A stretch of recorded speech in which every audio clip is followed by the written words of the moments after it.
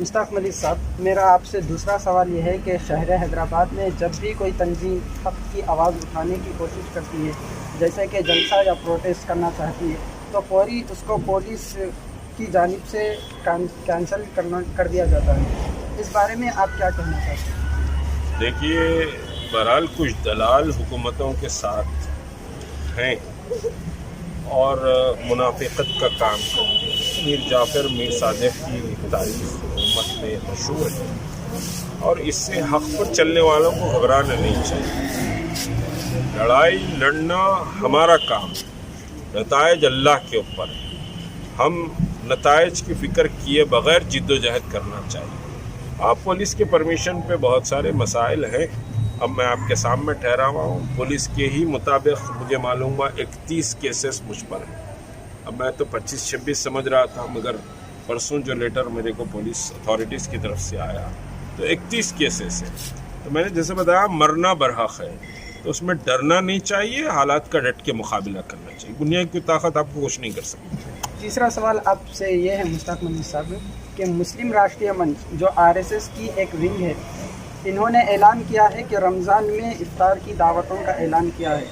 اس بارے میں آپ تلنگانہ کے مسلمانوں کو کیا پیغام دینا چاہیں؟ دیکھیے، میرا اپنا جو مذہبی سمجھیے کہ علم ہے، اس تعلق سے میرا بہت واضح نقطہ نظر ہے۔ کوئی مسلمان اگر RSS اور بھارتیہ جنتا پارٹی کی حمایت کرتا ہے تو اس کا ایمان سلامت نہیں۔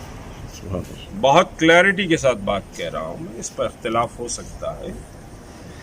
اب جہاں تک کہ بکاؤ مال ہیں، وہ تو ہر جگہ ہیں، ہر قوم میں ہوتے ہیں، اس سے آپ کو کوئی زیادہ پریشان ہونا نہیں۔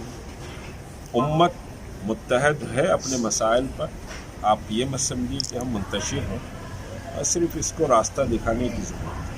اب اس میں دشواریاں آتی ہیں۔ راشٹریہ منچ چور دروازے سے مسلمانوں کو داخل کرنا چاہتا ہے، اور راشٹریہ منچ میں بہت باعزت نام بھی اس وقت جڑ گئے ہیں، لیکن وہ اپنا دنیا تو خرید سکیں گے، آخرت سے ہاتھ دھو یہ بات طے ہے۔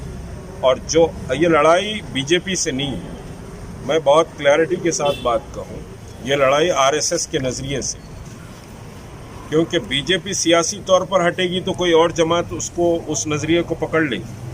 اصل RSS کی آئیڈیالوجی سے ہے، گرو گولوالکر کی بینچ آف تھاٹ سے ہے، جہاں مسلمانوں کو اس ملک میں اور مسجدوں کو برداشت نہیں کیا گیا، اور اسلام اور شریعت کو برداشت نہیں کیا گیا، لیکن دنیا کی کوئی طاقت ہندوستان سے مسلمانوں کو مٹا نہیں سکتی۔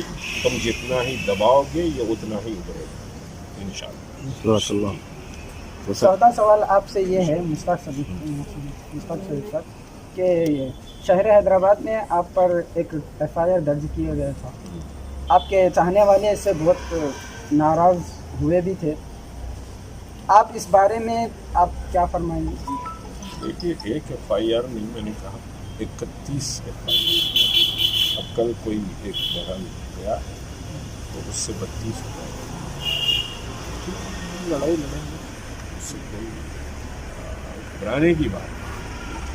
آپ گھبرائیں گے تو پھر لڑائی نہیں لڑ سکتے، گھبرائیں گے تو لڑائی نہیں لڑ سکتے، اور فیصلہ تو اللہ کے ہاتھ ہے۔ میں نے جیسے کہا، لا تحزن ان اللہ معنا، ڈرو مت، اللہ ہمارے ساتھ ہے۔ جب اللہ ساتھ ہے تو پھر اس کے فیصلے جو ہوں گے وہ ہوں گے۔